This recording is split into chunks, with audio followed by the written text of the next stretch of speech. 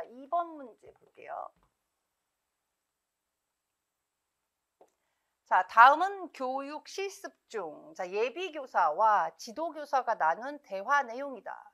자, 괄호 안에 기역과 니은에 해당하는 용어를 순서대로 쓰시오 했죠. 자, 문제를 이렇게 보시면 기역과 니은에 해당하는 용어를 찾는 것이 이제 문제이고요. 자, 보니까 자, 수행평가의 결과, 평가 점수 뭐 이런 게 나왔죠. 자, 이거를 지금 이야기한다는 거는 자, 우리 어느 파트, 어느 과목에서 지금 출제를 된 거라고 이야기할 수 있어요. 체육 통계 부분이라고 보시면 됩니다. 체육 통계 같은 경우에는 지금 2022년도, 작년도 같은 경우에도 뭐 상관도 부분이, 올해도 이제 상관에 관한 부분이 나왔지만 상관도와 뭐 종속 T검정 같은 게 작년 같은 경우에는 나왔고요. 우리 2021년도 같은 경우에는 통계 부분이 좀 적게 나오고 평가 부분이 좀 많이 나왔었어요. 그때는 통계 부분이 이제 표준 편차에 관한 부분에 대해서만 나왔었고 2020년도, 2019년도 같은 경우는 통계 부분이 좀 많이 나왔어요. 그러니까 체육 통계 부분이 있고요. 뒤에 이제 평가. 여러분들이 잘 아시는 뭐 기준지향 평가, 중거지향 평가, 수행 평가, 또 뭐 이제 거기에 해당하는 여러 가지 내용들, 이런 부분, 평가의 종류, 뭐 이런 것들에 대한 것이 이렇게 나눠져 있어요. 체육 통계에는 기초적인, 기본적인 것들에 대한 뭐 중심 경향값이니 분산도 뭐 이런 거 있죠. 그런 어떤 기본적인 것들, 그리고 우리 분포도 보는 방법들, 뭐 이런 것들이 주로 많이 나왔었습니다. 자, 그래서 지금 기역과 여기 기역이 있고요. 이건 다 기역, 그 니은에 관한 부분, 이 두 가지 부분을 우리가 지금 보도록 하겠습니다. 자, 문제 지문 볼게요.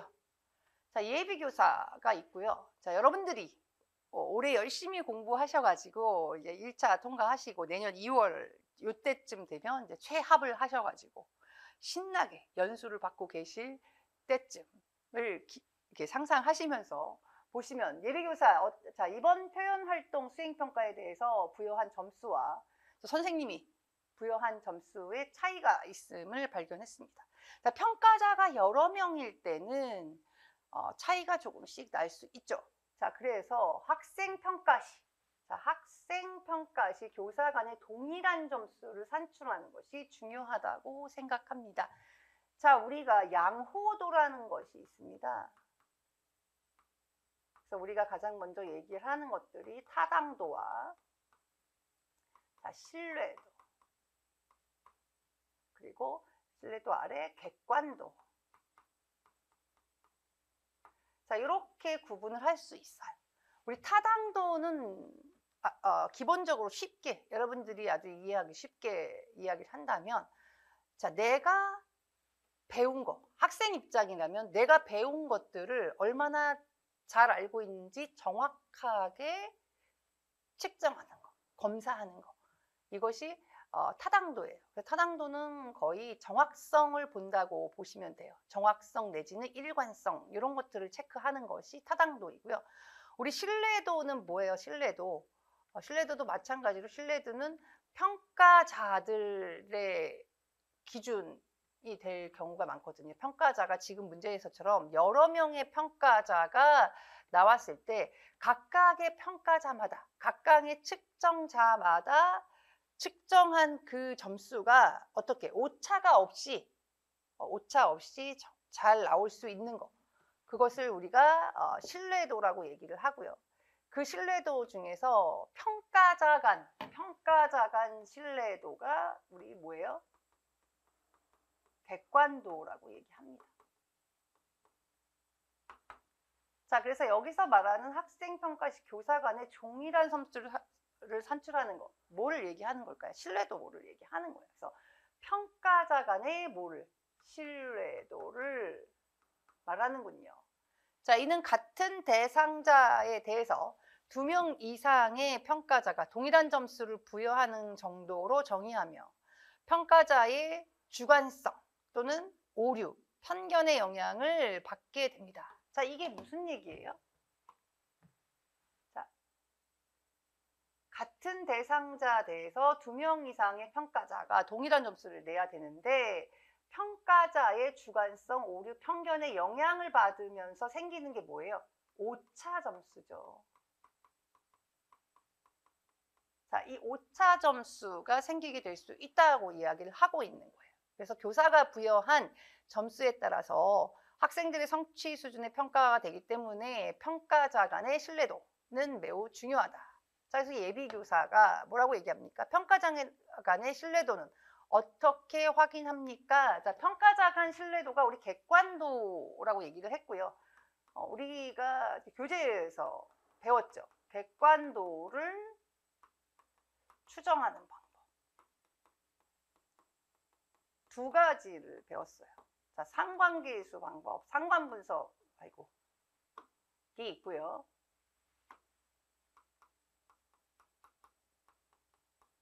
그리고 분산 분석. 이렇게 2가지로 볼 수 있습니다. 상관 분석은 2명의 평가자, 3명 이상의 평가자 간의 급내 상관계수로서 객관도를 추정하는 방법이라고 보시면 됩니다. 자, 그래서 보시면 그런 평가자 간 기억, 신뢰도는 어떻게 확인할까요? 예비교사가 물어봤어요. 그랬더니 지도교사가 평가자가 몇 명? 평가자가 2명인 경우, 갑자기 파란색이 됐어요. 이게 오른쪽 거를 제가 잘 못 써가지고. 자, 2명인 경우에는 어떻게? 뭐를 사용한다? 상관 분석을 사용한다. 제가 얘기를 드렸죠. 자, 그래서 밑에 표를 보겠습니다. 자, 표를 보니까, 자, 예비교사의 점수가 있고요. 지도교사의 점수 몇 명이에요? 2명이죠. 2명의 객관도를 추정하는 방법은 우리 뭘로 할 수 있다? 상관 분석을 통해서 할 수 있다. 뒤에 분석자가 나왔으니까 정답은 뭐예요? 상관이 되겠죠. 상관. 자, 됐습니까? 만약에 이 평가 예비교사와 지도교사 외에 지도교사 A, 지도교사 B 뭐 이렇게 해서 3명이 나왔다 했을 경우에는 뭐라고 될 수 있어요? 분산 분석, 이렇게 문제가 또 될 수 있겠죠. 우리가 그리고 이 평가자 간의 신뢰도 이외에 예비교사가 첫 번째 질문에서 학생 평가 시에 교사 간의 동일한 점수를 산출하는 것이 중요하다. 지금 이렇게 질문을 하고 있는데, 만약에 이 예비교사가 그렇게 얘기를 하지 않고 우리가 이번 학기에 가르쳤던 내용은 높이뛰기였는데 기말고사 시험 실기평가는 100m 달리기 기록으로 보았습니다. 그런데 이것은 우리가 가르친 것에 대해서 정확한 검사는 아니지 않을까요? 뭐 이런 식으로 얘기를 했다면 우리가 가르친 것에 대해서 평가하는 것, 또 가르쳤는데 중요하게 가르치는 것은 중요하게 문제를 내는 거죠. 우리가 만약 영어 수학이라고 치면 중요하게 가르친 것은 배점을 크게 5점, 덜 중요하게 가르친 것은 1점, 이런 식으로 검사, 측정을 하는 것을 우리가 타당도를 측정한다 얘기를 하거든요. 그렇게 문제를 또 출제할 수 있을 것이라고 봅니다. 자, 2번 문제 여기까지 하고요. 자, 10번 보겠습니다. 10번. 다음에 가는 학생 건강 체력 평가. 자, 학생 체력 11번이네. 자, 10번. 자, 생리학 문제입니다. 좌표만 딱 나오면 우리가 이게 무슨 그래프가 일단 나오는 순간 거의 대부분이 생리학이라고 보시면 될 것 같아요. 생리학, 역학, 하여튼 이과 파트겠죠. 생리학인데, 자, 이거 우리 휴먼 퍼포먼스라는 그 생리학 원서에 나오는 부분인데요. 제가 이 문제를 이렇게 보면서 약간 아쉬운 면이 없지 않아 있었어요. 요 그래프는 그 휴먼 퍼포먼스에서 보면 최대 운동 시간에 따른 어떤 운동 그 에너지원에 대한 부분을 나타낸 거예요. 그리고 운동 지속 시간에 대한 그래프는 우리 파워 생리학 쪽에 따로 또 있어요. 그 부분이 약간 아쉽기는 해요. 그래서 어떤 선생님들은 살짝 고민을 했을 수도 있겠구나. 그런데 기본적으로 우리가 에너지 대사 체계를 공부할 때 기본적으로 우리가 운동을 시작했을 때의 초기 단계와 초기 단계를 넘어선 중기 이후 후반기 단계에서 사용하는 에너지원에 관한 부분만 기억하시고 있으면 되겠는데, 제가 왜 이게 이 그래프와 그 그래프가 아쉽다고 말씀을 드리냐면, 어, 원래는 이 문제를 내려면 운동 지속 시간 했을 때 이게 장시간 저강도, 다시 말하면 최대 하하 운동을 진행하고 있다, 뭐 이런 말들을 써주는 것이 여러분들이 답안을 찾기가 훨씬 쉬웠다. 그렇지 않기 때문에 조금 헷갈릴 수도 있었다, 이렇게 보지만 뭐 모든 선생님들이 다 잘 썼으리라고 그렇게 어렵지는 않다라고 이제 보겠습니다. 자, 작성 방법 먼저 보겠습니다. 가로 안에 기억에 해당하는, 자, 시스템 나왔어요. 자, 이 시스템 나왔으니까 뭘 말하는 거예요? 에너지, 대사, 체계를 물어보겠죠. 제가 생리학에서 가장 좋아하는 파트, 에너지, 대사, 체계. 니은에 해당하는 효소. 자, 각각의 에너지, 대사, 체계 내에서 속도를 조절하는 효소들이 있어요. 자, 그 효소에 관한 부분. 자, 밑줄진 디귿에서, 자, ADP의 증가에 따른 속도 조절 효소의 변화. 자, 속도 조절 효소들이 있는데 이 효소들을 자극하는 물질이 있고요. 그러니까 이 효소의 활성도를 촉진하는, 뭐 자극, 촉진 다 똑같아요. 물질이 있는 반면에 그거를 억제시키는 물질이 있다, 이 이야기예요. 그래서 지금 ADP가 나왔잖아요. 자, ADP가, 그러니까 이 문제는 뭘 물어보는 거냐면, ADP는 이 효소의 활동, 이 효소의 활성화를 촉진시킬 것이냐, 억제시킬 것이냐, 뭐냐를 물어보는 거예요. 여러분들이 그거를 딱 캐치하셨어야 돼요, 문제를 보면서. 자, 그리고 세 번째 마지막, 밑줄진 리을에서 설명하는 운동 지속 시간에 따른 주요 에너지 대사 공급원을 AB 구간으로 나누어서 쓰시오 했습니다. 자, 이 문제에서도 여러분들이 잘 파악을 해야 되는 게 뭐냐면, 이 두 가지 A 구간, B 구간에 사용되는 에너지 대사 체계에서 사용되는 에너지를 쓰라는 게 아니고요. 뭐예요? 주요 에너지 공급원을 쓰라는 거예요. 주요. 그렇다는 얘기는 뭐예요? 각각의 A 단계, B 단계에서 한 가지 에너지 대사 체계만을 사용하지는 않을 거라는 얘기예요. 우리가 알고 있는 에너지 대사 체계가 세 가지가 있잖아요. ATP, PC 시스템, 또 무산소적 해당 과정. 우리가 주로 사용할 때 명칭을 젖산 시스템이라고 하죠. 젖산 시스템, 그리고 마지막으로 산소 시스템, 이렇게 세 가지가 있는데, 요 세 가지를 적어도 2개 이상은 사용할 거다, 각 단계에서. 그런데 그렇다면 각각의 에너지에서 사용하는 에너지원이 다 달라요. 다르지만 그걸 다 쓰라는 게 아니라 그 중에서 가장 많이 사용하는 어떤 한 가지를 골라라, 이 이야기예요. 그러니까 여러분들이 그런 착각을 하셨을 수도 있을 것 같아요. 여기서는 이것도 쓰고 이것도 썼으니까 여기에 에너지원은 PC, 여기에 에너지원은 지방, 여기는 탄수화물, 지방, 뭐 이렇게들 뭐 쓰셨을 것도 있을 것 같은데, 그러면 어떻게 된다? 빵점이 된다. 주요라는 말을 썼기 때문에 각각 한 가지씩만 쓰는 것이 모범 답안이 될 수 있을 것 같아요. 자, 문제 풀어보도록 하겠습니다. 자, A, 기억에. 자, 보겠습니다. 기억의 에너지 시스템. 자, 우리 에너지 시스템을 한번 써볼게요. 에너지 시스템이 뭐뭐 있죠? 자, A, T, P, PC 시스템, 이렇게 있어요. 자, 이걸 우리가 다른 말로 무슨 시스템? 인원질 시스템이라고도 합니다. 자, 그리고 젖산 시스템으로 할게요. 무산소성, 자, 해당 과정이에요.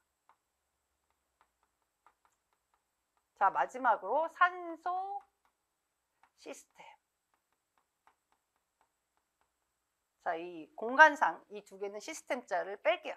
자, 중요한 것은 이 두 개는 산소가 필요하지 않아요. 자, 그리고 이 하나는 산소가 필요해요. 자, 여러분 다 알고 있는 내용이죠. 자, 그리고 각각의 연료를 보겠습니다. 에너지 1. 주로 뭘 사용해요? ATP PC 시스템에서 에너지 1으로 사용하고 있는 여기 보이는 PC입니다. 크레아틴이죠. 크레아틴. 자, 젖산 시스템에서 에너지 1을 사용하는 건 뭐예요? 탄수화물이에요.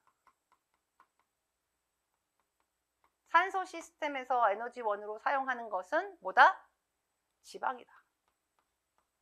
주로 사용하는 것이 지방이라는 얘기예요. 주로 사용하는 것이. 자, 그리고 또 보겠습니다. 운동 지속 시간 볼게요.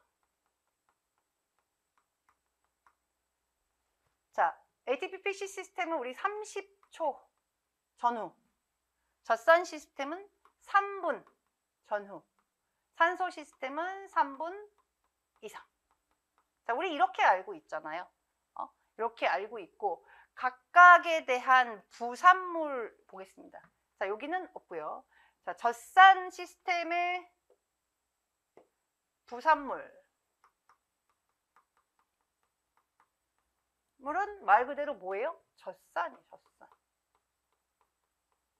우리 산소 시스템에는 두 가지로 또 나뉘죠. 우리 크랩스 사이클이 있고요.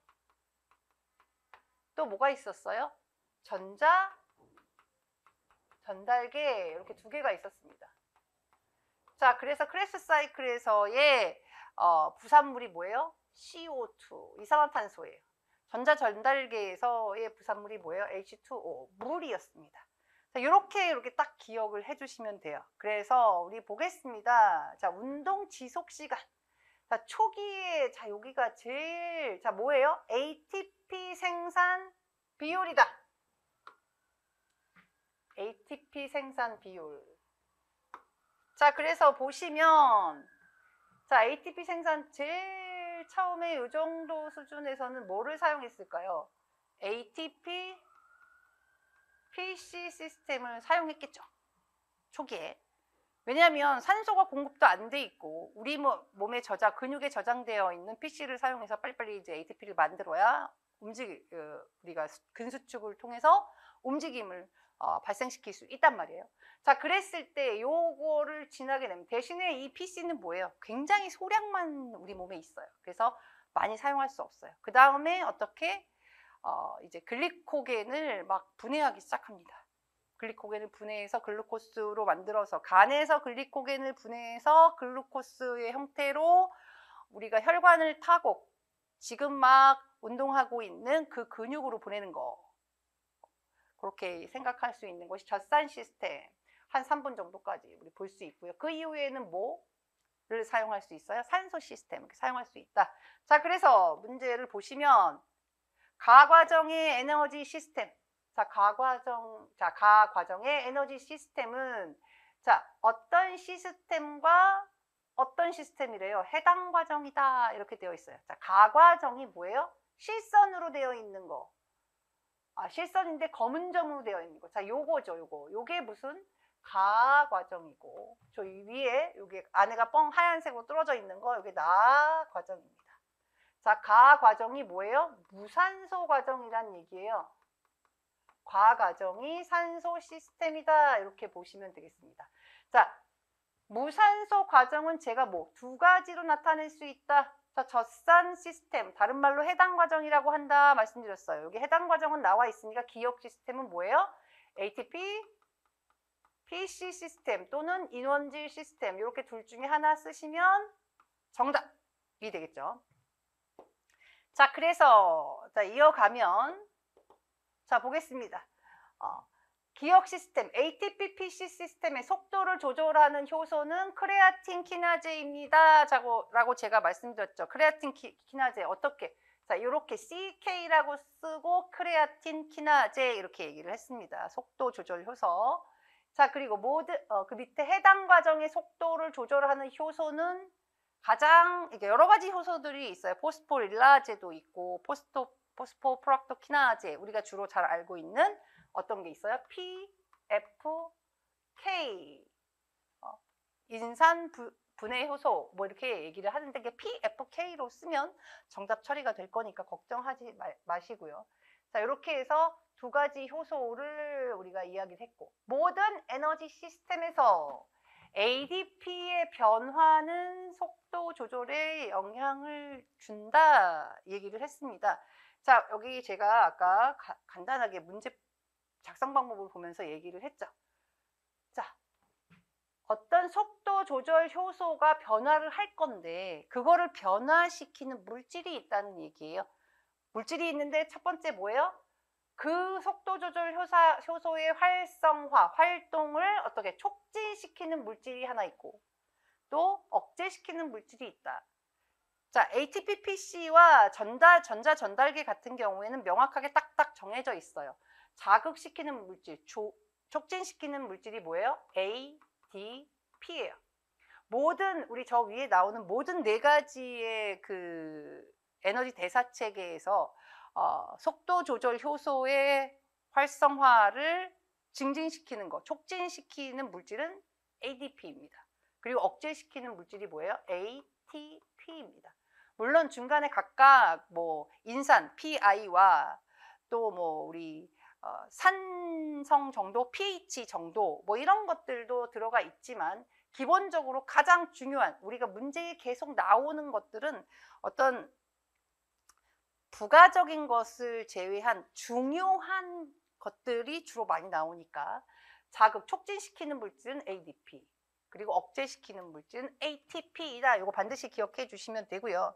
자, 그래서 거기에 보시면 디귿의 ADP 증가에 따른 속도 조절 효소의 변화, 어떻게? 속도 조절 효소의 활성화가 증가된다, 뭐 증진된다, 이렇게 쓰시면 되겠습니다. 밑줄진 리을에서 설명하는 운동 지속 시간에 따른, 자 보겠습니다. 자, 너무 지저분하니까 일단 좀 지울게요. 자, 보시면 자, 요 구간 A 구간, B 구간인데요. 자, 요거를 제가 그림을 좀 선택을, 아니면 추가적으로 하나를 더 하시든지 얘기를 했는데, 그냥 요거대로 얘기를 할 때 우리가 이런 의미로 받아들이면 될 것 같아요. A 구간은 운동 초기 단계, B 구간은 어떻게? 뭐 후기 단계. 자, 이렇게 본다면 A 구간에서 주로 사용하는 것은 우리가 젖산 시스템, 무산 젖산 시스템이나 ATP-PC 시스템을 많이 사용한다고 보면, 사용하는 에너지원이 뭐예요? 탄수화물. 후기로 갈수록 이제 우리 몸에 우리가 호흡을 통해 산소를 들어와서 자, 이 조직까지 혈액을 타고 이동하는데 시간이 좀 걸리기 때문에 ATP-PC와 우리 무산소성 해당 과정을 사용합니다라고 얘기했잖아요. 그러니까 이미 산소가 도착을 했다. 그럼 그때부터 뭘 사용해요? 산소를 사용해요. 이유는 뭐예요? 우리 크레브스 사이클과 전자전달계를 사용해야지 만들어지는 ATP 개수가 어마무시하게 많이 만들어지는 거예요. 우리 젖산 시스템과 ATP-PC 시스템에서 만들어지는 ATP 개수는 소량이기 때문에 초기에만 사용을 한다. 그래서 여기 탄수화물, 여기는 지방, 이렇게 마지막 문제의 해답을 처리하시면 돼요. 그래서 에너지 대사 체계에 관한 부분, 우리 효소에 관한 부분, 요것들을 다 기억해 주시면 좋겠습니다. 또 에너지 대사 체계에서 뭐 연료 교체에 관한 부분이 나올 수 있어요. 그래프가 이렇게 나와서 여기가 뭐 시간이냐, 뭐 시간에 따라서, 지금 시간에 따라서 나온 거, 운동 강도냐, 반대적으로 나올 수 있거든요. 그것을 구분해서 기억하시는 거 잊지 마시고요. 또 운동 지속 시간에 따른 운동 종목, 우리가 역도나 100m 뭐 이런 것은 폭발적인 힘을 30초 이내에 다 끝나잖아요. 거기에 사용되는 에너지 대사 체계, 우리 뭐 마라톤 굉장히 오랫동안 사용하잖아요. 그리고 우리 구기 종목, 자, 구기 종목 같은 경우는 그때그때 상황에 따라 달라요. 우리가 어떠한 지금 수비를 하고 있는지, 지금 막 우리 월드컵에서 손흥민 선수가 마지막에 막 속공으로 막 공을 몰고 갈 때, 그때의 시점에서 사용하는 에너지 대사책이 각각의 상황에 따라 다르다는 거죠. 그래서 그런 거를 잘 기억하시면 좋겠습니다. 전공 B의 1번 운동 생리학 문제인데요. 자, 운동 생리학 문제라고 저는 개인적으로 생각해요. 생리학의 어떤 그 인체의 운동 수행력에 관한 계산 문제, 산출 문제일 뿐이고요. 이거를 운동 처방이라고 얘기는 좀 하기가 뭐하지 않을까, 이렇게 개인적으로 생각이 됩니다. 자, 이거 기입형이기 때문에 문제 안에 딱 AB 학생의 신체 특성과 운동 처방 내용이다. 괄호 안에 기역과 니은에 해당하는 값을 순서대로 쓰시오라고 되어 있어요. 자, 보시면 자, 이렇습니다. 자, 여러분들이 주의를 기울여야 될 부분이 자, 여기 있습니다. 자, 운동 강도, 시간, 빈도, 기간, 형태 이렇게 되어 있어요. 운동 처방에 있어서 운동 처방의 요소 우리 배웠습니다. 자, 그래서 이 운동 강도와 운동 형태 두 개를 포함해서 질적인 요소라고 얘기를 하고요. 요 세 개, 운동 강도, 운동 시간, 빈도, 기간, 요거를 우리가 양적인 요소라고 한다, 이렇게 배웠죠. 그렇게 기억해 주시면 좋겠고. 자, 보시면 자, 운동 강도 뭐예요? 하루에 1일. 운동 시간도 1. 여기는 운동 빈도 주당 몇 회. 운동 기간 16주. 운동 형태는 이렇게 나와 있습니다. 자, 그래서 문제가 나타나는 게 기억에 해당하는 값. 자, 기억이 어디 있어요? 기억에 해당하는 값. 운동 강도가 얼마인지를 찾아내라는 얘기죠. 그리고 마지막으로 니은에 해당하는 거.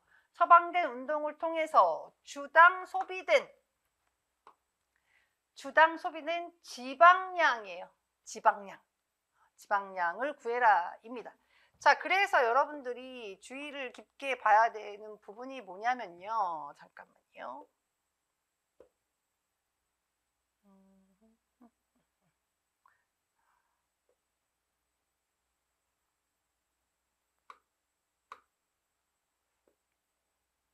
일단 계속 하도록 하겠습니다. 어이구만요.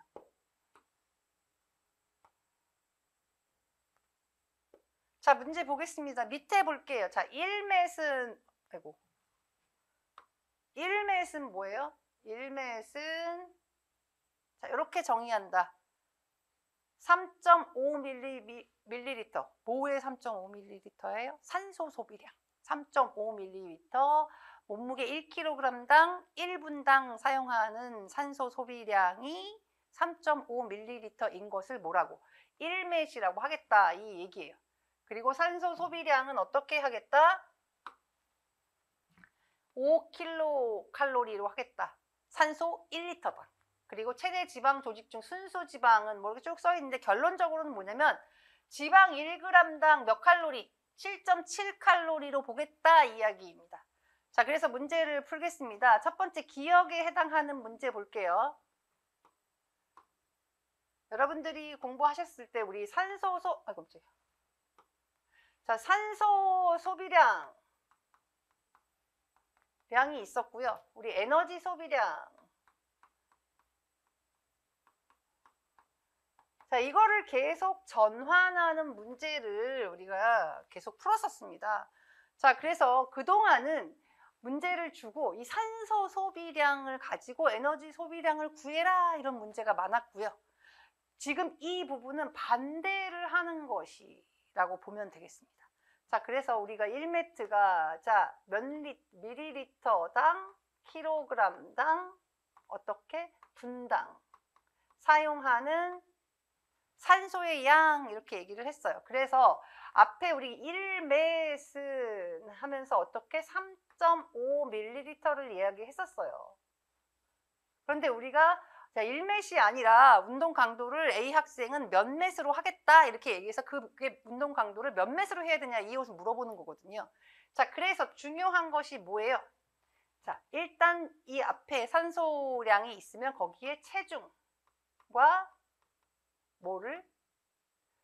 시간을 곱해줍니다. 왜냐하면 1kg당인데 이 학생들의 몸무게가 다 다르잖아요. 그리고 운동을 한 시간도 다 다르단 말이에요.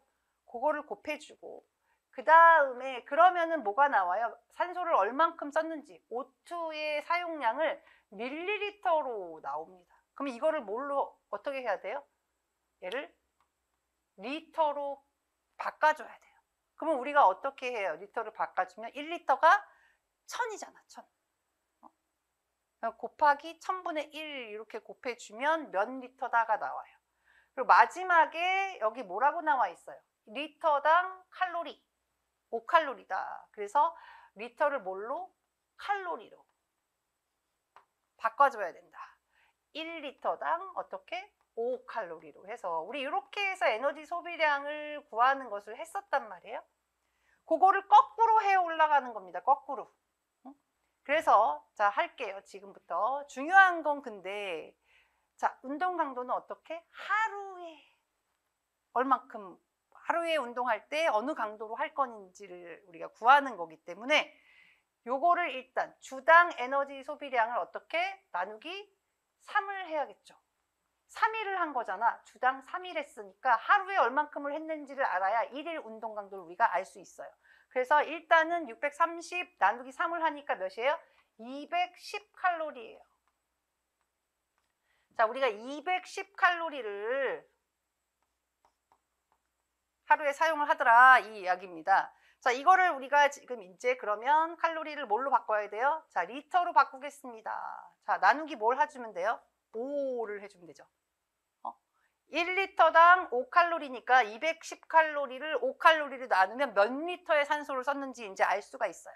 자, 그럼 5로 나눠지면 어떻게? 5, 4, 20, 5, 20, 42리터를 사용했다. 자, 그러면 우리 밀리리터를 리터로 바꿨으니까 이제는 리터를 뭘로 바꿔요? 자, 밀리리터로 바꿔야겠죠. 자, 어떻게? 곱하기 1000을 해요. 왜? 이 앞에서는 나누기 1000분의 1을 했으니까 반대로 할 때는 곱하기 1000을 해줘야겠죠. 자, 그러면 어떻게? 42 곱하기 42,000. 자, 이렇게 되겠죠. 자, 그러면 여기에 체중하고 시간을 곱했으니까 마찬가지로 체중과 시간으로 나눠주는 거예요. 체중이 A 학생이니까 몇이에요? 60kg. 그리고 시간이 몇 분? 50분. 요거를 다 나눠주니까 어떻게 돼요? 거기 보시면 운동 강도가 다 나눠주면 4매츠 이렇게 나옵니다. 4매츠.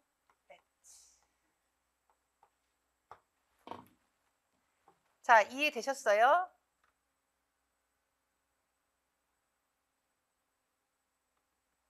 자, 이렇게 보시고 자, 그런데 제가 이제 좀 쉽게 자, 요거는 편법이라고 생각하시면 좋겠습니다. 자, 수학적인 기본 원리를 알고 계시면 조금 더 쉽게 문제를 풀 수가 있다. 저는 개인적으로 그렇게 생각을 해요. 자, 이거 어떻게 보시면 되냐면 지금 1일당 사용한 거, 자, 이 학생이 안정 시에 사용한 것과 이 학생이 운동 시에 사용한 것을 나누어서 우리 해결할 수가 있거든요. 아까 앞에서 구했다시피 우리 운동 시에는 42리터를 사용했는데 자, 안정 시에는 어떻게 해요? 안정 시 아무것도 하지 않을 때니까 자, 1매시 3.5ml 곱하기 몸무게 60 곱하기 시간 50분. 자, 이렇게 되면 얼만큼 나와요? 하루에니까 1500ml, 다 10.5리터가 나옵니다. 자, 편법이라고 얘기했어요. 이제 시간을 빠르게 하기 위해서. 자, 그래서 저는 어떻게 하냐면 이게 몇 매시예요? 1매시일 때 10.5리터의 산소를 사용했다는 거예요. 자, 그랬는데 운동 시에는 42리터를 사용했더라. 42리터. 아까 계산하면 이제 나오잖아요. 42리터를 사용했는데 그것이 몇 매치예요? 몰라요. 자, X매시라고 났어요. 자, 이렇게 했을 때 우리 이거 어떻게 했었죠? 요렇게 곱하고 요렇게 곱했었잖아요. 자, 그래서 우리 보면 10.5x는 42. 그래서 어떻게 x는 10.5분의 42 이렇게 됩니다. 그러면 결과는 얼마 나와요? x는 4가 나와요. 그래서 4매트 이렇게 쓸 수 있어요. 훨씬 더 시간이 절약되는 거죠. 그냥 수학적인 어떤 기초의 편법 이렇게 생각하시면 되겠습니다. 자, 그리고 이제 니은에 해당하는 부분 지우고 시작할게요. 자, 니은에 해당하는 부분 보겠습니다. 니은은 뭐예요? 지방의 조직량이 얼마냐 얘기예요. 지방의 조직량. 결론적으로 지방 1g당 7.7칼로리를 소비하는데 중요한 게 뭐예요? 여기는 몇 g을 하느냐는 얘기예요. 몇 g을. 자, 주당. 여기 위에 주당 에너지 소비량이 나왔어요. 칼로리가. 이 문제는 진짜 여러분들한테 1점을 더 해주기 위한 거예요. 결론적으로는 뭐예요? 그러면 693kcal를 7.7kcal로 나누면 바로 g이 그대로 나와요. 1g이 7.7이니까 693 할 때는 몇 g의 지방을 태웠냐 이 얘기거든요. 자, 계산하니까 바로 얼마가 나와요? 90g이 바로 그냥 딱 나와버려요. 너무 쉬운 문제였다. 이렇게 여러분들이 가장 중요한 게 뭘 계산하는 문제만 나오면 쫄지 마요. 여러분들은 충분히 풀어낼 수 있어요.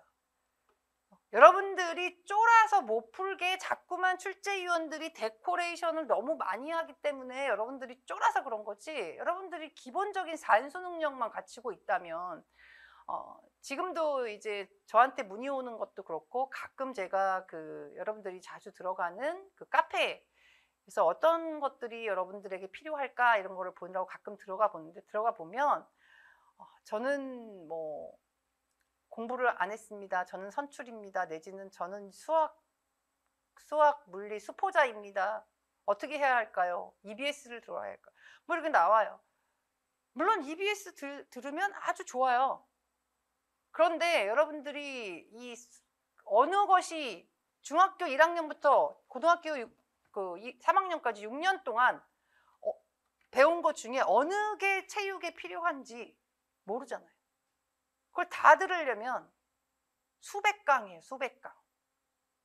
이명은 시간 싸움인데, 그러면 여러분들이 올해 시험 보지 말고 한 3년 뒤에 시험 보면 지금 EBS 거 다 들어도 돼요.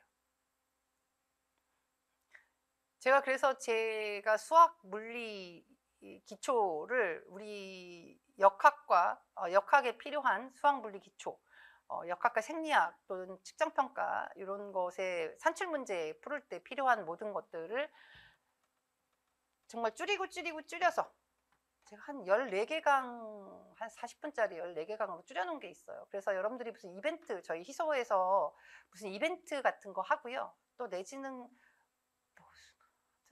정확하게 그거는 이제 학원 측에 물어보시면 되는데 무료로 제가 제공을 드리라고 말씀을 드려놨기 때문에 아마 매달 무슨 이벤트를 통해서 무료로 제공해 드리는 것 같아요.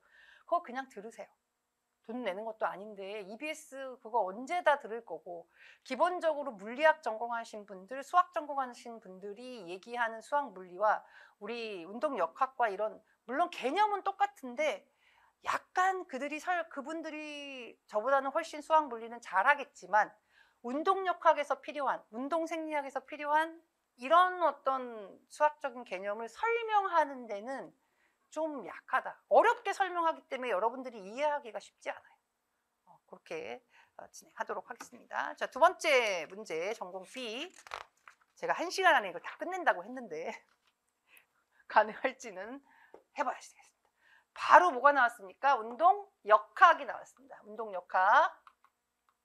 역학 중에서도 어떤 부분이에요? 자, 유체 역학이에요. 유체. 자, 유체는 뭘 말하는 거예요? 우리 운동 역학에서의 유체는 공기와 물 정도. 그러니까 물 속에서 하는 운동, 그 다음에 투사, 날아다니는 운동 중에 이제 공기 저항이 많이 들어온다 얘기해서 하는 문제라고 보시면 되고요. 자, 보시면 지금 뭔가가 지금 보기만 해도 답이 뭐일 건가를 바로 알 수 있는 그림이 나와 있어요. 자, 보겠습니다.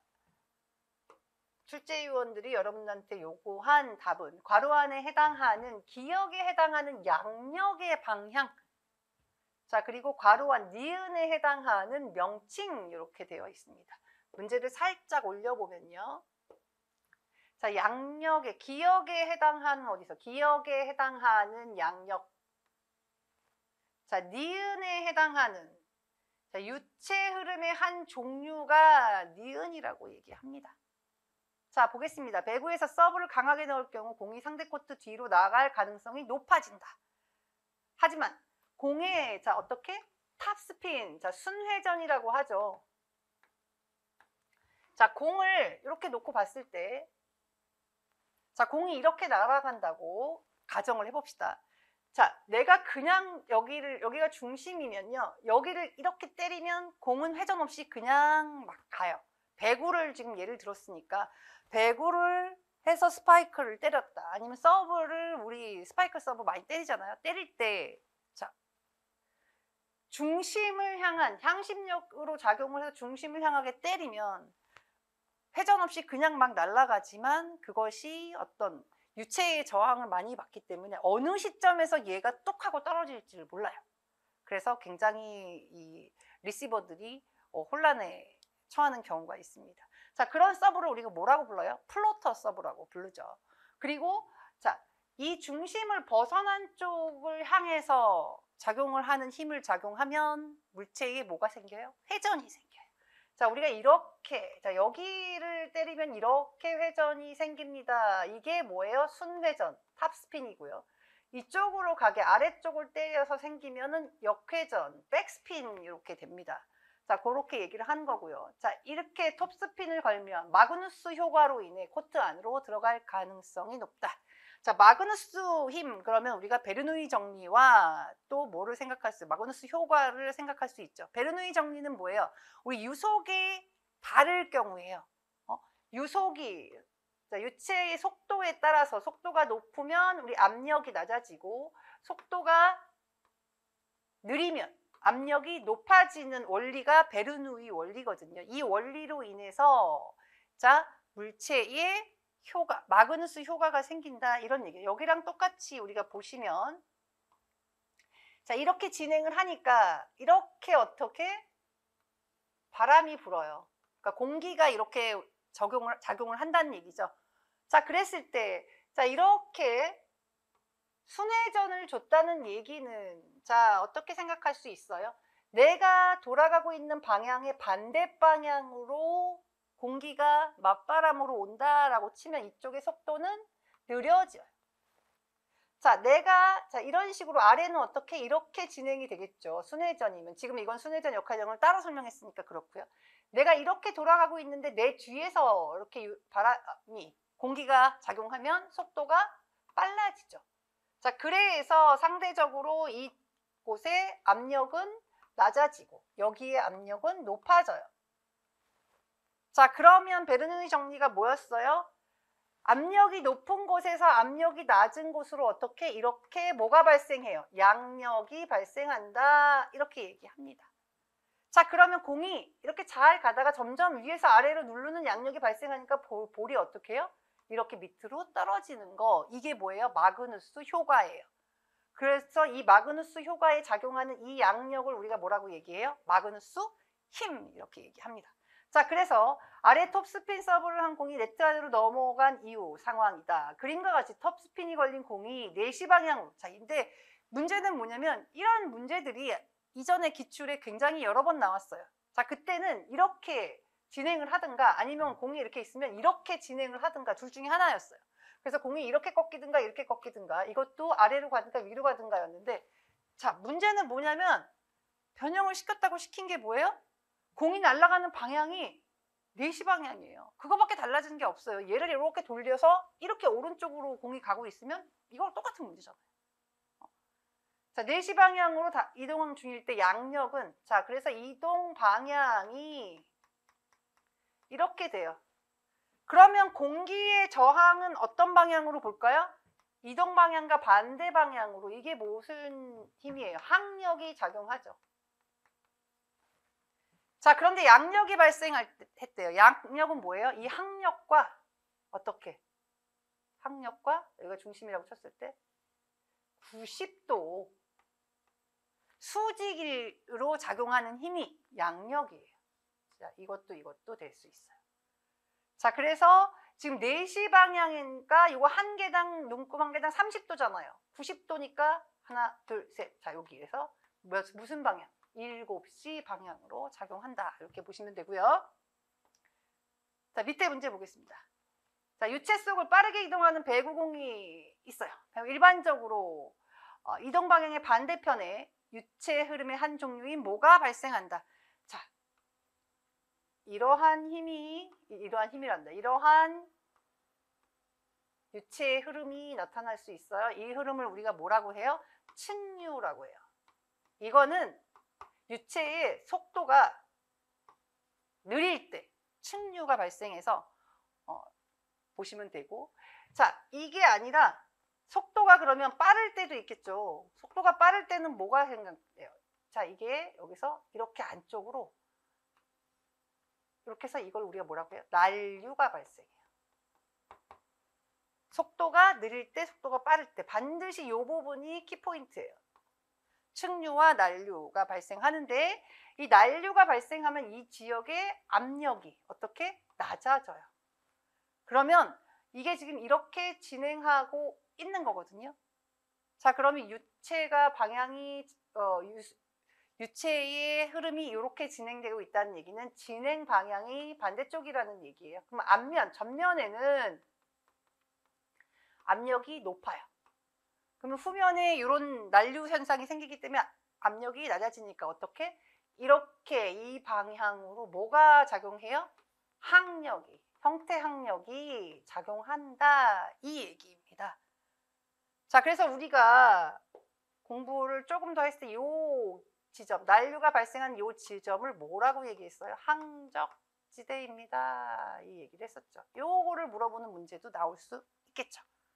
자, 그래서 여기서 얘기하는 유체의 속이 아니라 속도이죠.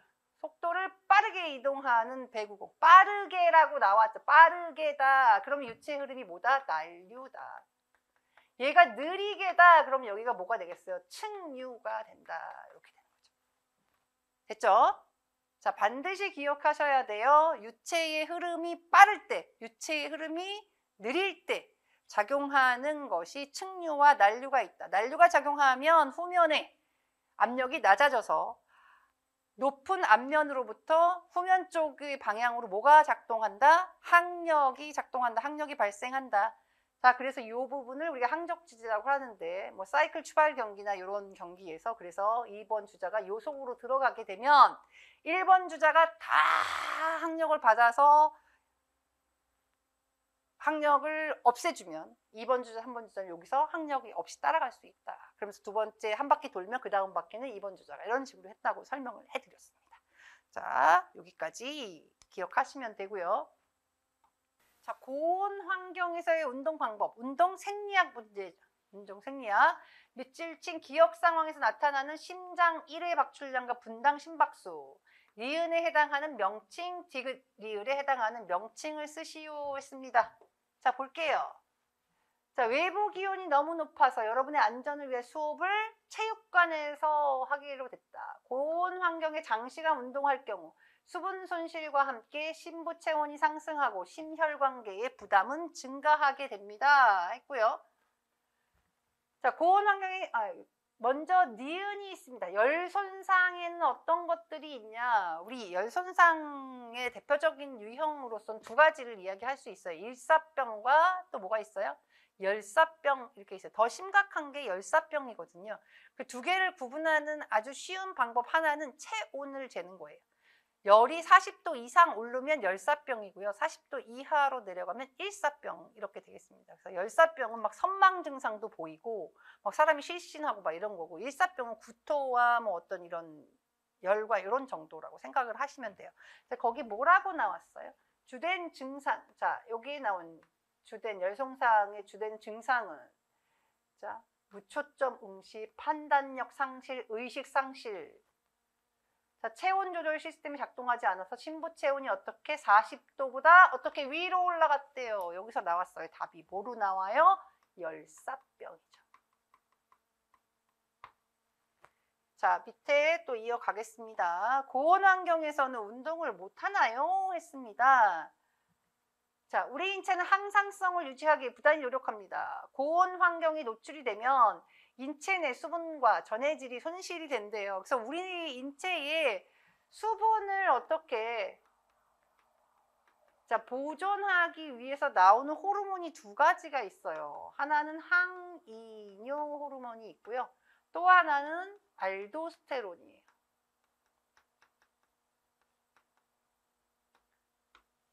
자, 그래서 여기 뭐라고 되어 있어요? 뇌하수체 후엽에서 나오는 것이 뭐예요? 항이뇨 호르몬이고요. 자, 알도스테론은 어디서 나와요? 부신피질에서 나와요.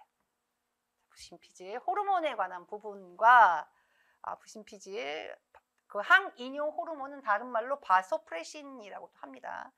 자, 부신피질도 부신겉질이라고 써도 상관이 없어요. 우리 근데 제일 위에 문제를 안 풀었네요. 고온 환경에서 장시간, 여기가 밑줄인데 심부체온이 상승하고 심혈관계의 부담은 증가하게 됩니다. 우리 심혈관 유동에 관한 부분인데 기역 상황에서 나타나는 심장의 일회박출량 그리고 분당 심박수 변화에 대해 서술하시오 했습니다. 원래 우리 심박출량 구하는 공식 여러분 기억하시죠? 어떻게 구해요? 1회 박출량 곱하기 심박수죠. 자, 그런데 일단 우리 몸이 고온에 딱 처해지면 땀을 막 흘린단 말이에요. 그러면 일단 땀이 막 나갔어요. 그러면 어떻게 될까요? 혈장량이 어떻게? 저하가 되겠죠. 혈장량이라는 건 뭐예요? 혈액량이라고 보시면 돼요. 총 혈액량이 떨어진다는 얘기예요. 우리 몸의 심장에서 펌프질을 해서 피가 쫙 나가야지 운동하는 그 부분까지 간단 말이죠. 근데 혈액량이 떨어지면 뭐가 또 떨어지겠어요? 정맥 활류량이 어떻게? 떨어지게 됩니다. 자, 그러면 일회 박출량이 많아질까요? 적어질까요? 생리학을 못하는 사람도 제가 요만큼 설명했으면 얘는 맞춰요. 어떻게? 당연히 감소하겠죠. 심장으로 다시 돌아오는 정맥 활류량, 피의 양이 줄어들었는데 일회 박출량이 증가할 리는 없을 거 아니에요. 그렇죠? 일회 박출량이 감소했어요. 근데 심박출량은 전체가 일정하게 지켜져야 되기 때문에 얘가 줄어들면 어떻게? 얘는 증가해야 돼요. 얘가 줄어들어서 줄어든 심박출량을 10번 할 거를 12번, 13번 해갖고 맞춰줘야 되는 거죠, 얘는. 그래서 일회 박출량은 감소하고 심박수는 증가한다. 이렇게 이야기하시면 되겠습니다. 그래서 우리가 운동과 환경 부분에서 열 환경에 관한 고온 환경, 우리 보통 운동과 환경에서 주로 나오는 문제는 이 열 환경에 대한 문제하고요. 또 다른 하나는 뭐예요? 고지대 환경에서 고지대로 올라가면 산소가 이제 산소의 양이 줄어들기 때문에 거기에 대한 부분을 주로 문제에서 잘 다루거든요. 그거 기억하시면 되고요. 우리 열 환경에서 우리 열 수능에 대한 문제도 나왔었어요. 예전에 열 수능에 대한 문제가 또 출제될 수도 있다. 이렇게 보시면 되겠습니다. 자, 10번 문제 보겠습니다. 우리 또 계산 문제입니다. 자, 10번 문제. 자, 학생 축구 평가 결과지이다. 작성 방법 보겠습니다. 자, 기억에 해당하는 용어, 니은에 해당하는 값, 계산하라는 얘기죠. 디귿에 해당하는 등급을 쓰고 드리블 종목 평가 등급 분류를 위한 기준 점수의 범위들을 밑줄 친 리을에 근거해서 순서대로 모두 서술하시오 했습니다. 자, 일단 그림을 보니까 과목은 알겠어요. 자, 뭐죠? 측정 평가 문제죠. 앞에서 통계를 했으니까 이 부분은 아마 평가 문제가 나오지 않았을까 하는 생각이 듭니다. 자, 문제 보도록 하겠습니다. 결과 요약 볼게요. 진땡땡 학생의 패스 기술은 보통입니다. 자, 패스 점수를 표준 점수. 자, 우리 요 문제에서 우리 첫 번째 통계의 표준 점수에 관한 부분이 나왔어요. 표준 점수 하면 우리가 제일 먼저 나오는 점수, 기억하는 점수가 뭐예요? Z 점수죠. 보통 Z 점수, T 점수 정도가 시험에 나오고요. 그냥 우리 배울 때는 H 점수와 스테나인 점수까지 배우기는 하는데 우리 여기서는 Z 점수와 T 점수만 알면 된다라고 보시면 되고요. 자, 기억으로 변환해서 계산할 경우, 자, 50점을 나타냅니다. 표준 점수에서 이제 50점. 평균이 50점이라는 얘기예요. 자, 그랬을 때 이거를 우리가 무슨 점수라고 얘기해요? 50 플러스 10 Z점수라고 하는 것이 뭐예요? T점수요. T점수. 자, 그래서 기억은 T점수다. 자, 그래서 점수 빈도 분포에서 진땡땡 학생의 슛 점수가 속한 급강까지의 누적 학생 수는 어떻게? 195명이다. 즉, 슛 점수의 90점은 니은 100분위에 해당합니다. 했습니다. 슛 점수에 뭘 말하는 거예요? 자, 보겠습니다. 자, 슛 점수 진땡땡 학생은 점수가 90점이다 얘기를 했어요. 그리고 여기에 해당하는 우수의 등급에 해당하는 학생이 몇 명이래요? 195명이래요. 그런데 지금 시험을 본 학생은 총 몇 명이래요? 200명이래요. 자, 그러면 어떻게 하면 돼요? 100분위를 쓰라고 했으니까. 자, 100분위는 어떻게 쓰면 돼요? 자, 200명 중에 자, 195명이 어머나. 깜짝이야. 오우. 뭐 이런 말도 안 되는 일이. 자, 아이고. 아, 이 옷으로 아마 살짝 건드려서 이런 일이 생긴 것 같습니다. 자, 문제 볼게요. 195명. 자, 요 비율이다. 그래서 몇 퍼센트? 97.5%에 해당합니다. 이렇게 나타낼 수 있죠. 200명 중에 고 우수 국강까지 누적이에요. 다시 말하면 저 표에서 본다면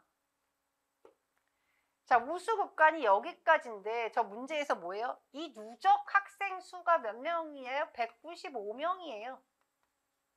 200명 중에 195명이니까 여기에 퍼센테이지 100분위를 쓰시오 한 얘기거든요. 자, 기억하실 수 있죠? 자, 그리고 또 문제가 뭐죠? 디귿에 해당하는 등급을 쓰시오 했습니다. 진땡땡 학생의 평가 등급, 드리블의 평가 등급을 보겠습니다. 자, 드리블의 평가 등급을 우리 어떻게 구할 수 있어요? 디귿에 해당하는 거 Z점수로 해서 자, 원점수를 우리 구할 수 있습니다. 자, 그랬을 때 디귿에 해당하는 부분이 평가 등급이 보통이냐, 우수냐, 뭐 이런 거를 할 수 있다는 얘기죠. 그래서 우리 보겠습니다. 드리블 종목. 자, 드리블 종목의 점수가 86점인데 평균하고 표준 편차가 나와 있어요. 자, 그러면 평균. 자, 우리 Z점수 어떻게 구해요? Z점수. 표준 편차분의 자, 원점수에서 어떻게 빼기 평균이다 이 얘기죠. 자, 드리블의 표준 편차 얼마예요? 6분의 자, 그리고 얼마예요? 원점수 86 빼기 평균 80 6분의 6이니까 얼마예요? 1이에요. 표준 편차 1에 해당한다. 자, 그러면 자, 여기 볼게요.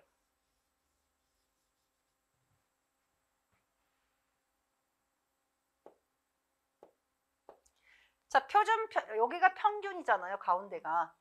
평균에서부터 1이니까 표준 편차 1 이렇게 얘기를 할 수 있어요. 여기가 1SD 이렇게. 자, 그러면 일단은 여기까지가 밑에가 미흡 단계이고요. 요 가운데가 무슨 단계래요? 보통이래요. 자, 이거 그 1.5를 넘어갔을 때 우수 이렇게 하겠다는 얘기예요. 그래서 이 학생의 평가 등급은 우리 1S에 속하니까 1.5보다 아래. 요 가운데에 속해 있다는 얘기잖아요. 자, 그러니까 무슨 단계? 보통의 단계입니다. 이렇게 나타낼 수 있고요. 자, 등급의 분류. 자, 이 얘기는 무슨 얘기예요? 여기에 Z점수를 자 지우겠습니다. Z점수를 가지고 우리가 원점수를 구해줄 수 있다는 것을 보여주기 위해서 이 문제를 낸 거예요.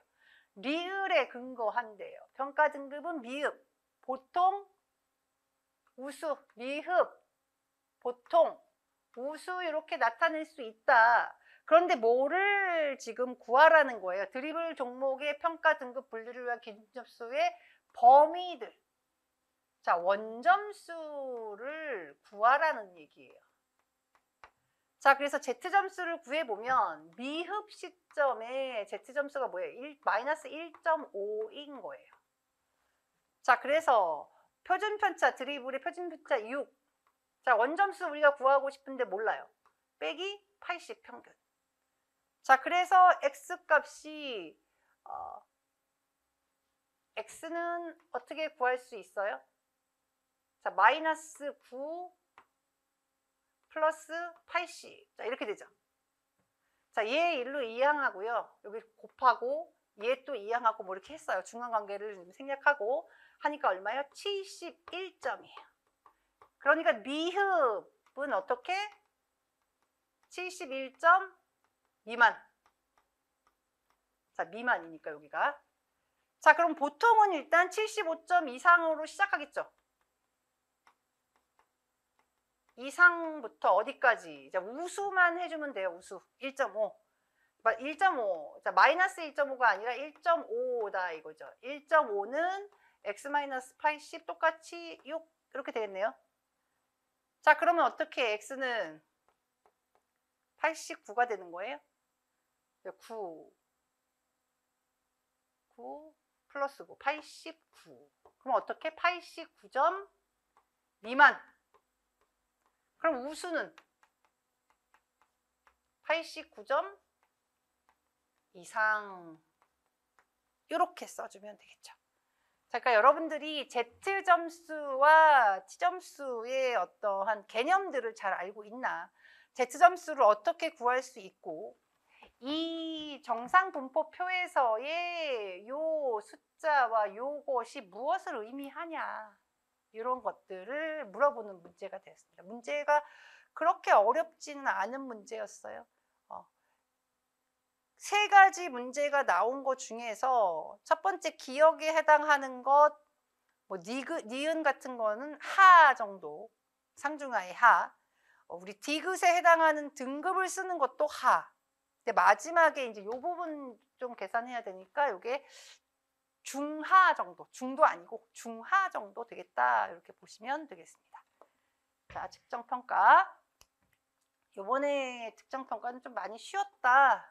통계적인 부분이 많이 나왔기 때문에.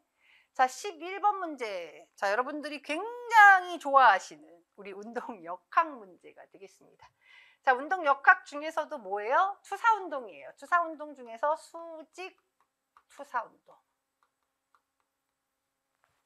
이라고 보시면 돼요. 몇 년 전에, 2년 전인가 아마 수직투사운동, 2021년도에도 수직투사운동 문제가 나왔던 것 같아요. 자주 등장하는 문제라고 봅니다. 수직투사운동을 내면서, 문제를 내면서 이제 이 종목이나 이 그림이나 이 내용이 달라질 뿐이지, 그 그림들이 달라질 뿐이지 내용은 거의 비슷해요. 자, 괄호에 기억에 해당하는 값을 쓰시오.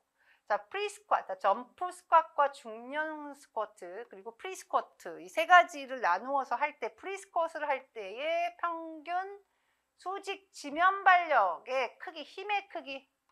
자, 힘인데 지면의 힘을, 크기를 쓰시오라고 했고요. 중량 스쿼트를 할 때 사람들이 한 1의 양, 자, 우리 1의 양을 구하고 그 단위와 함께 쓰고, 그 다음에 세 가지 스쿼트, 각각의 스쿼트에서 초기 1초 동안 사람이 한 일률. 자, 우리 일률을 뭐라고 얘기해요? 자, 파워라고 하죠. 파워를 구하시오. 이렇게 얘기했습니다. 자, 역학 문제를 푸실 때는 어떻게 하라고 제가 말씀드렸어요? 자, 1의 양을 구하래. 그럼 1은 어떻게 구하죠? 뭐 D라고도 하죠. 자, 힘과 이동한 거리를 곱한 게 1의 양이었고요. 자, 파워는 어떻게 했어요? 단위 시간당 한 일의 양으로 우리 구하는 게 파워였습니다. 자, 이렇게 우리 놓고 시작을 해볼게요. 자, 첫 번째 문제 뭐였습니까? 첫 번째 문제, 괄호 안에 기억에 해당하는 기억이 뭐죠? 자, 동작의 시작부터 끝까지 인체의 질량 중심의 수직 이동 거리를 쓰십시오. 이 얘기예요. 자, 점프 스쿼시니까 요 그림이 되겠죠. 요 그림. 요 그림에서 여기가 뭐예요? 여기가 시작. 여기가 이지 순간, 여기가 끝. 그런데 어떻게? 시작부터 끝까지. 여기서부터 여기까지 이동했을 때의 거리. 질량 중심은 여기니까요. 여기가 이동한 건 여기잖아요. 그러니까 여기를 구하라는 얘기예요. 그런데 지금 시작에서 이지 순간까지는 여기 나와 있어요. 0.5 이동한 거리가. 그러니까 그 이후의 거만 구하시면 된다, 이 이야기입니다. 우리 이거를 뭘로 구해줄 수 있죠? 우리 운동 방정식 배웠죠. 식이 세 가지가 있는데 그 중에 세 번째 운동 방정식이 뭐였어요? EAS는 V제곱 마이너스 V0의 제곱이다, 이렇게 배웠어요. 자, 이거는 수평 운동일 때 이렇게 작용하고 수직 운동일 때는 A 대신 G를 S 대신 H를 사용합니다 라고 얘기를 했죠. 이 GH는 V제곱 마이너스 V0 제곱이다. 자, 그래서 우리가 높이를 구하면 수직 이동 거리니까 이 수직 이동 거리가 바로 높이를 이야기하는 거예요. 그럼 높이를 어떻게 구하냐? 이 식을 높이에 대해서 다 정리해 줘 볼게요. 그럼 어떻게? 2G분의 V제곱 마이너스 V0의 제곱이 되겠다, 이렇게 봤습니다. 자, 그럼 볼게요. 자, 우리가 알고 있는 건, 자, 2 곱하기 마이너스 10m/s의 제곱, 여기 나와 있죠. 중력 가속도. 그죠? 자, 그리고 중요한 것이, 자, 여기서부터 우리 여기까지를 구해줄 건데, 나중 속도가 얼마예요? 0m/s로 나왔고요. 처음 속도가 얼마예요? 1m/s로 나와 있어요. 자, 그러면 나중 속도가 얼마? 0이죠. 의미가 없어요. 제곱이. 마이너스 V0의 제곱입니다. 자, V0가 얼마라고요? 1m/s의 제곱이에요. 자, 그럼 여기 단위가 있어요. m/s였고요. 여기는 m/s의 뭐예요? 제곱이죠. 얘는 중력 가속도이고 얘는 속도예요. 자, 그런데 얘는 속도 제곱을 해줘야 된단 말이죠. 그러면 얘도 제곱, 얘도 제곱이에요. 그래서 단위가 어떻게 돼요? 얘랑 얘랑은 아예 약분이 되고요. 여기는 약분을 하니까 위에 미터만 하나 남아요. 그래서 결국 높이는 미터가 되겠고요. 마이너스, 요거 마이너스 20, 마이너스니까 어떻게 플러스가 되겠죠. 20분의 1이 되죠. 그러면 뭐예요? 100분의 5니까 0.05m가 되죠. 자, 그래서 중요한 게 뭐냐면 여기가 0.5였고 여기니까 여기가 얼마예요? 0.05m라는 얘기예요. 자, 그런데 물어본 건 뭐예요? 시작부터 끝까지예요. 시작부터 끝까지니까 요거를 더해주면 되죠. 플러스 0.5 해서 얼마? 0.55 미터가 정답이다. 자, 두 번째 문제. 프리스쿼스를 할 때 평균 수직 지면 발력 F 지면의 힘의 크기를 구하시오라고 얘기했어요. 자, 이거 지울게요. 이렇게 깨끗하게 지워놓고 시작을 하겠습니다. 두 번째 문제. 프리스쿼스를 할 때 평균 수직 지면 발력의 크기를 단위와 함께 쓸 것 했을 때 우리 일의 양은 어떻게? 역학적 에너지 양과 같다, 이렇게 우리 했던 기억이 나죠. 자, 그럼 어떻게? 1이니까 Fs는 델타 운동 에너지와 델타 포텐셜 에너지의 변화량, 위치 에너지의 변화량과 같습니다. 이거 우리 배웠습니다. 자, 그런데 여기서는 요 S 대신에 H, 높이를 보면 될 것이고요. 자, 그래서 중요한 게 우리가 구하고자 하는 거는 뭐예요? 자, 얘예요, 얘. 자, 저것을 구하라는데 중요한 거 우리 보겠습니다. 자, 운동 에너지 뭐예요? 2분의 1m v 빼기 v 제로의 제곱이잖아요. 2분의 1mv 제곱이니까. 자, 요거를 아예 v 제곱 2분의 1 변화량이니까 v 제곱 이렇게 하겠습니다. 자, 그리고 플러스 뭐 위치 에너지의 제곱이니까 mg에 우리 h-h0 이렇게 되겠죠. 자, h-0. 자, 프리스컷이니까 여기예요. 자, 여기에서 얘가 이걸 밀고 올라왔다는 얘기잖아요. 그래서 지면 발력을 구하라는 얘기인데 중요한 것은 속도는 둘 다 0이에요. 0. 자, 그러면 여기 속도가 둘 다 0이라는 얘기죠. 자, 그러면 어떻게 돼요? 얘는 운동 에너지는 없어요. 자, 그래서 이 프리스컷을 진행할 때는 일의 양이 뭐와? 위치 에너지의 변화량과 같다. 이렇게 보시면 되겠고요. 여기서 말하는 요 h가 뭐예요? 요 0.5예요. 나중에 위치에서 처음에 위치를 뺀 거, 다시 말하면 요게 뭐예요? h란 말이야. 무슨 말인지 이해할 수 있죠?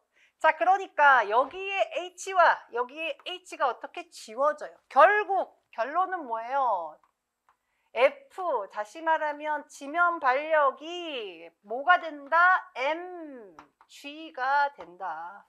자, 그래서 프리스컷에서 이 학생의 인체 질량이 40kg이야. 자, 그리고 중력 가속도 어떻게? 10m/s의 제곱이에요. 그래서 힘의 뭐를? 크기를 쓰래요.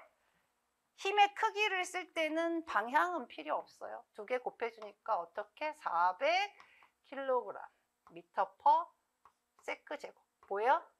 400N. 이렇게 된다. 자, 이해되셨죠? 자, 보겠습니다. 마지막 3번. 중량 스쿼트를 할 때 사람이 한 일회양을 단위와 함께 쓰고 중량 스쿼트의 일회양 보겠습니다. 자, 위에 것도 지우겠습니다. 자, 중량 스쿼트의 일회양 W는 어떻게? FS인데 여기서는 수직 이동 거리니까 어떻게? FH로 하겠다. 자, F는 뭐예요? mg가 F로 봤을 때, 자, M 뭐예요? 자, 인체 질량 40kg예요. 여기에 점프 스쿼트과 프리 스쿼트는 그대로 인체 질량 40kg만 쓰면 되는데 중요한 게 여기는 뭐가 달려 있어요? 배낭이 달려 있어요. 배낭 무게도 집어넣어야 한다. 자, 40 곱하기, 아니 40 곱하기 아니다. 45 곱하기.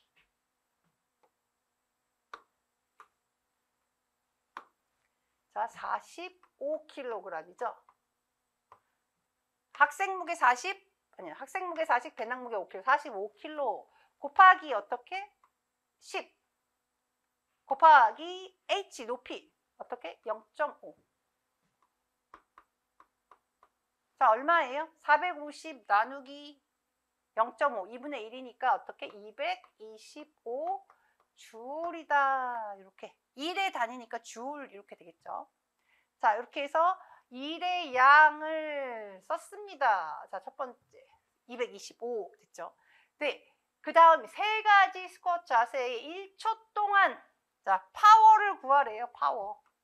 파워는 어떻게? 단위 시간분의 1의 양입니다. 이렇게 얘기를 했습니다. 자, 일단은 우리가 위에서 뭐를 구했어요? 중량 스쿼트의 1의 양을 구했어요. 자, 결론적으로는 자, 중요한 게 1초 동안이래죠. 1초 동안. 문제를 엄청나게 쉽게 주시려고 노력을 하신 거예요.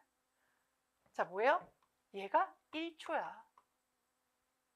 중량도, 점프도, 프리도 다 1초니까 얘는 의미가 없다는 얘기야. 결국에는 일률은 일량만 구하면 된다 이렇게 생각하시면 돼요. 근데 중량의 일량을 구했으니까 일률이 얼마예요? 225 줄 퍼 세컨 이렇게 되겠죠. 우리 와트로 써도 되고요. 자, 그 다음에 점프는 앞에 나오죠. 점프. 자, 40kg 곱하기 C 곱하기 0.5 똑같죠. 맞죠? 아, 이게 0.5가 아니라 0.55입니다. 0.55. 그러니까 어떻게? 220줄 퍼 세컨. 자, 그리고 프리스쿼트는 어떻게? 40 곱하기 10 곱하기 0.5니까 얼마? 200줄 퍼 S가 된다. 자, 그래서 뭐라고 쓰래요? 가장 높은 거부터 낮은 순서로 쓰래. 가장 높은 거 얘. 중량 그대로 쓰면 되겠네. 자, 중량 점프 프리 이렇게 쓰면은 정답 이렇게 됩니다. 자, 이 부분도 별로 어렵지 않아요. 수직 투사 운동에서 우리가 반드시 알아야 할 공식이 있습니다. 첫 번째 공식이 뭐예요? 운동 방정식이에요. 1, 2, 3. 속도를 구하는 거, 거리를 구하는 거, 그리고 마지막에 지금 봤던 EAS는 V제곱 마이너스 V0 제곱. 자, 요거까지. 자, 그리고 일의 양은 역학적 에너지의 양과 같다라는 거 꼭 반드시 기억하시고요. 수평 운동일 때는 위치가 변하지 않기 때문에 일의 양이 운동 에너지의 양의 변화량과 같을 수 있고요. 우리 수직 운동이었는데 속도가 제로라고 한다면 운동 에너지가 제로가 되기 때문에 지금처럼 위치 에너지의 변화량과 일량이 같다. 그리고 여러분들이 파워를 구하는 공식을 알고 있느냐를 물어본 거예요. 대체적으로 역학과 생리학, 측정평가 부분이 올해는 상당히 쉽게 나왔어요. 그래서 문제가 자체가 변별력이 별로 없었다라고 보시면 돼요. 문제 전체가 너무너무 쉽게 나와서 일단은 80점 중에 73점이 기출 기반으로 나왔으니까 앞으로도 크게 변동은 없을 것 같다. 기출에서 65점에서 70점 이상, 보통 한 70점 정도는 기출에서 다 나올 것 같다. 한 7, 8점, 많으면 10점 정도가 새로운 건데 그 새로운 것도 완전히 킬러 문제였던 것은 2점밖에 없습니다. 나머지 문제들은 이전에 다루지 않았지만 우리가 중요하다고 생각하는 이론에서 나온 거니까 그렇게 생각하시면 되겠습니다. 자, 어떻게 풀어보니까 문제가 쉬웠을까요? 어려웠을까요? 여러분들이 어느 정도 기초 이론을 공부하신 선생님들이라면 굉장히 쉬웠구나라는 것을 아실 수 있어요. 여러분들이 앞으로 공부하실 때에도 기출을 반드시 최대한 많이 잘 분석해 보는 것이 중요하다는 거 제가 강조하고 또 강조해도 모자라지 않다. 이렇게 얘기를 하겠습니다. 여러분들 오늘 긴 시간 기출 해설을 하는데 들어주셔서 너무 감사하고요. 기출 해설이 굉장히 저는 좀 긴 편이어서 그래서 시간 할애를 좀 많이 하고 모자라면 뭐 또 보강도 많이 하는 편이에요. 제가 웬만하면 선생님들이 강의를 듣는 시간을 줄여드리기 위해서 노력을 굉장히 하거든요.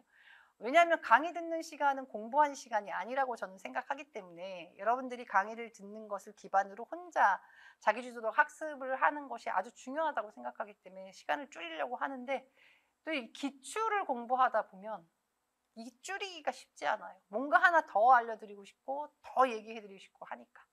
자, 오늘 이거 다 들으신 선생님들 너무너무 수고하셨고요. 올해 공부 정말로 열심히 하셔서 반드시 합격하셔서 내년 이맘때에는 자, 연수 받으시고 현장으로 교사로서 나가실 수 있도록 열심히 응원하겠습니다. 자, 오늘 수고하셨습니다.